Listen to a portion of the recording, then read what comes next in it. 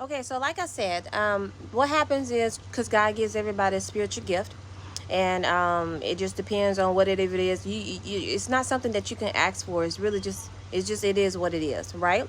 When I first got started with the gift of prophecy, it was something that I asked for, and I only asked for it because I had the spirit of it and didn't know it, right? And my papa would always tell me, you can't ask for it, you can't ask for it, but he also knew that I had the gift of the gift of prophecy, right?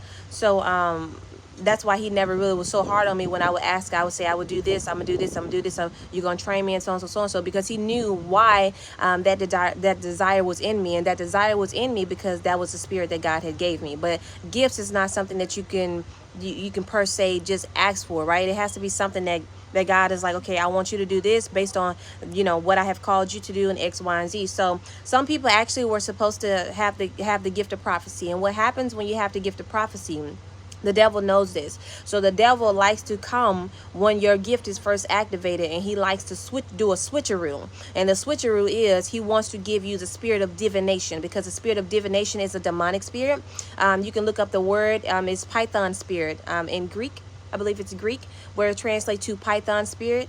And basically that is a demonic spirit. And people are able to prophesy, and they are able to see into the future from this spirit. So when God first come to you have to seek God first, and then he comes to you. So when he first begins to activate the gift of the spirit of the prophecy, the devil comes and he tries to do a switcheroo with the spirit of divination. So a lot of people are operating out of the spirit of divination, and they do not know it, and they truly believe. This is why I'm very patient when it comes to people, and I'm not somebody that's like judge or anything like that, because in their minds they truly do believe that they are an apostle of Christ, but they're not. They believe that they're a prophet for God, but they're not.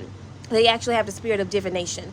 And we can get into all of that on how you will know. But when they have the spirit of divination, a lot of the times it comes through the items that they are wearing, like these hair colors, the weaves, and things of that nature. And the spirit knows that they have the gift of prophecy, so it comes early on to do that switcheroo without people even knowing it, right? And then that's how you have Christians coming against Christians, because they're not real Christians. They haven't been fully converted, and another spirit has taken control of them. That's why they're not able to recognize their own, right? But they can recognize someone. They can recognize they can recognize their own, but their own is not of Christ, right? So that's why you have so many Christians that come against Christians, that fight against Christians. That's how it works.